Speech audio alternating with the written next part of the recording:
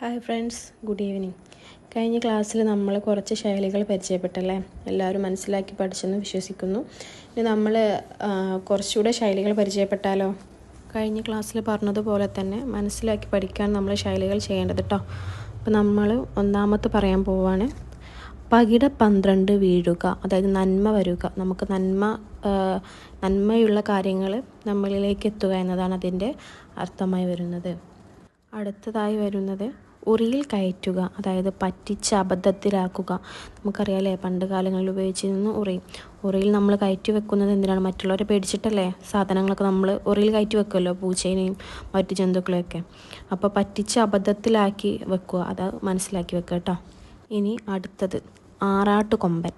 അതിൻ്റെ അർത്ഥമായി വരുന്നത് വലിയ പ്രതാപമുള്ളവൻ, അതായത് ആറാട്ടുകൊമ്പൻ. കൊമ്പൻ എന്ന് പറഞ്ഞാൽ നമ്മൾ വലുത് എന്നാണല്ലോ ചെറുതായിട്ട് നമ്മൾ ഉദ്ദേശിക്കാം. അങ്ങനെ നമ്മൾ അങ്ങോട്ടും കണക്ഷൻ ഉണ്ടാക്കി പഠിച്ചാൽ നമുക്ക് എത്രയും മനസ്സിലാക്കാനും ക്വസ്റ്റ്യൻ കാണുമ്പോൾ അത് പെട്ടെന്ന് എത്തിക്കാനും ഒക്കെ സഹായിക്കും കേട്ടോ. അടുത്തതായി വരുന്നത് കോവിൽ കാള, അതായത് തൊഴിലില്ലാതെ തിന്നു മുടിച്ച് നടക്കുക. ഇത് തൊഴിൽ ചെയ്യുന്നില്ല എന്നാലും മറ്റുള്ളവരെ മുടിപ്പിച്ച് നടക്കുക എന്നർത്ഥം വരും കേട്ടോ.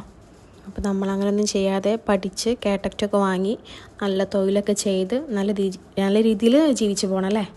അടുത്തത് കാലനു കഞ്ഞി വെച്ചവൻ, അതായത് ആരെയും വഞ്ചിക്കാൻ കഴിവുള്ളവനാണ് കേട്ടോ. കാലന് കഞ്ഞി വെച്ച് കൊടുക്കുക പറഞ്ഞാൽ കാലൻ, നമ്മളെ മനസ്സിലൊരു ഊഹാപോഹം ഉണ്ടാവുമല്ലോ കാലൻ എന്ന് പറയുമ്പോൾ. അയാൾക്ക് കഞ്ഞി വെച്ച് കൊടുക്കുക എന്ന് പറഞ്ഞാൽ അത്രയും വഞ്ചിക്കാൻ കഴിവുള്ളവൻ എന്നാണ് അർത്ഥം വരുന്നത്. അടുത്തതായിട്ട് വരുന്നത് ഉരച്ചു നോക്കുക, അതായത് നമ്മൾ ഗോൾഡൊക്കെ അല്ലേ, തീപ്പെട്ടിയൊക്കെ നമ്മളിങ്ങനെ ഉരച്ച് നോക്കും, സ്മെല്ല് നോക്കും ഒക്കെ പറയുമല്ലോ. അങ്ങനെ ഉരച്ച് നോക്കുക, നമ്മളതിൻ്റെ ഗുണദോഷം അറിയുക കേട്ടോ. ഉരച്ച് നോക്കുക എന്ന് പറഞ്ഞാൽ ഗുണദോഷം അറിയുക എന്ന അർത്ഥമാണ് വരുന്നത് കേട്ടോ. അടുത്തത് അമ്പലം വിഴുങ്ങുക.